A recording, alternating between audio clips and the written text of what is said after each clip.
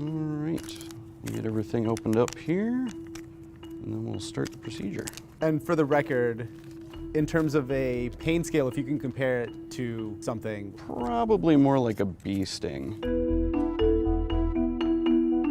The latest office innovation is a microchip implanted in the skin. This is the first American company to ever try this. So what are they tracking, and would you say yes if your boss asked you to do the same? So if my employer wanted to microchip me as if I was their puppy, I would have a huge problem with it, and I would probably quit. You could argue that the government is tracking you everywhere you go, but they are already with your phones. Yeah, it just seems a bit permanent. If you already have an Apple Watch that's you're wearing around, at least you can take that off at some point. Not something I would do. I think it's a great idea, and I think it would make it all a lot easier.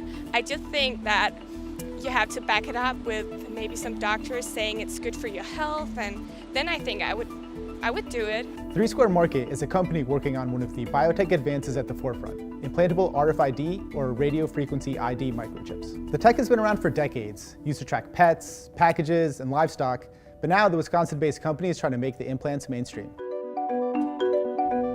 Even with all the risks and unknowns associated with this technology, I was really curious what it'd be like to have an implant. So I traveled to Wisconsin to get chipped, thinking, what's the worst that could happen? The chip is coming out at the end of the day. And the RFID chip is already inside there. Yes. And it's a little bit larger than a grain of rice. Correct. Jasmine rice, I think. Basmati. Basmati. That's Andy Whitehead, better known as Gonzo. He's a local body piercer with 17 years of experience who was brought in to implant the microchips. I was slightly nervous about having the microchip inserted inside my body, given the size of the needle, and also nervous about what it could potentially mean for me, but here we go.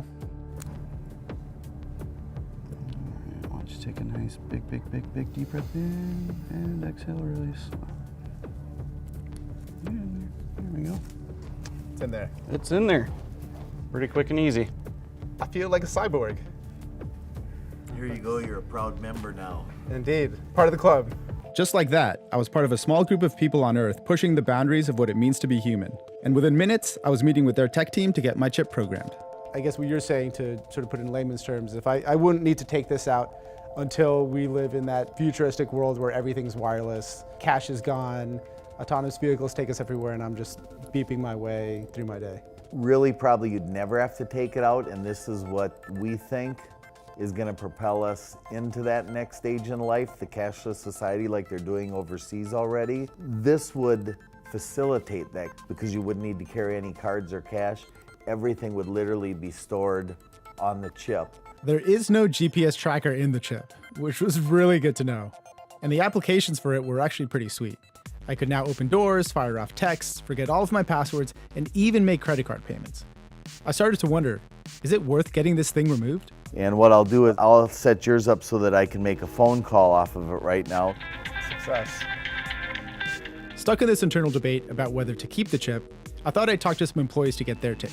One who has the chip and another who opted out. You know, I wasn't opposed to it, but they had so many people that wanted the chip that I felt I would just wait for a few months and see how everybody reacted to it, if anybody got sick from it, anybody got infections, any of that stuff. And it's everybody that has gotten one has been just doing just fine on it. You got chipped on your very first day. I guess the number one question I have is why? Like, why did you feel you had to do it besides seeing everyone else? So I found out through social media that the company that I was moving from Colorado to come to Wisconsin to work was optionally microchipping their employees. It sounds really futuristic and bizarre. And at first I wasn't gonna do it. And how much information did you have? Did you know that you could open doors? Sure, but how much information do you have about the chip in general? All of the questions that the news were asking, all the questions the employees were asking, all the right questions, the nitty-gritty questions were there. So I knew what it was made of, I knew what it could do, what it could do in the future. I was well educated before getting a microchip in my hand. They offered to take it out at the end of the day, and I was like, absolutely don't want this thing in my body longer than it needs to be. And I'm kind of having second thoughts. I think it might be fun to play around with it some more. I don't know, I'm having some thoughts, some inner conflicts about whether to keep it in or take it out. Upon application, there's a risk of infection, but beyond that, are there any downsides to having an RFID chip implanted anywhere in your body? This is an approved device. There's been nothing that has come out since 2004 that has done anything to change the FDA's stance on it. Well, for one thing, I'm not sure it's been conclusive whether or not these are safe for the human body. I know the FDA approved them years and years ago, but I think long term is sort of when we find these things out. That's Michelle Demoy. She researches how new technology could impact personal privacy. Along with health complications, I was also concerned about the security of the chip itself. Just how safe was my personal information on the chip? And was it safer there in my hand than in my wallet or phone? What ends up happening in a lot of situations with technology, and you can even point to any of the major tech companies that you interact with on a daily basis, they start off wanting data for one reason and end up using it for many other reasons. And so that switch of what your expectations are, is a little different when you are using a device or service where you ostensibly have an ability to walk away from it. And when you have something implanted in your body, of course, that removes that ability. 34 billion avenues exist for your information to travel down every single day. Everything you do, whether you're checking Facebook, checking out at the supermarket, driving your car, anything, your information's everywhere. Say I was sitting at a booth at a diner, because it doesn't have to be a line of sight read. It could go through a Band-Aid and potentially through a box or something thicker. Say someone was hoping to steal someone's identity, they're just scanning randomly in a restaurant. Could they pick up my information? Is anything unhackable? That's a stupid word. There's a reason why it's not in the dictionary. If you take the RFID chip that's now on every credit and debit card in this country and in the world, you have more problems with that, because the reality is the thing that's in your hand has a 256-bit encrypted password that get into it. It's significantly harder to try to take anything off of this than that card that's sitting in your wallet right now. Well, I think one thing that people forget is as technology gets more and more sophisticated and evolves, the technologies to break it also evolve and get more sophisticated. And for the moment, am I okay? I would say that you're okay. I would say you might want to think about whether the long-term use of it puts you at a higher risk than the benefit that you're getting. You might have a curiosity as a journalist and want to kind of see how this works. But I think beyond that, if there's no benefit to you, I would say take it out.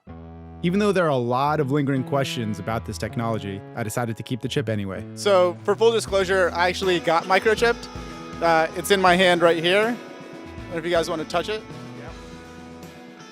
God, why would you do that? Truth is, the potential of this technology is vast. It's being tested for security checkpoints and military bases.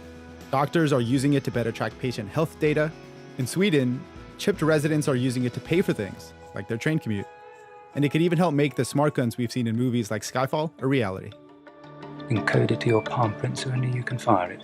On the regulation side of things, what would you say to lawmakers about the benefits of biohacking and potential risks? Like, what would you say a lawmaker who's just finding out about biohacking and people implanting different things and trying sort of CRISPR and gene mutation? What's your message to them? It's basically what you don't know. And the only way to find out something about this is compared to the driverless cars and other things that are far-fetched, is we need to experiment with it. We need to see what the benefits are before we really judge it either way. So if things were to go horribly wrong and spiral out of control, if I needed this out, I could do it myself. But I don't want it out. It's a funny feeling being at the frontier of wearable tech. So for now, it'll just sit there, tucked under my skin, the start of a question about what it really means to be human.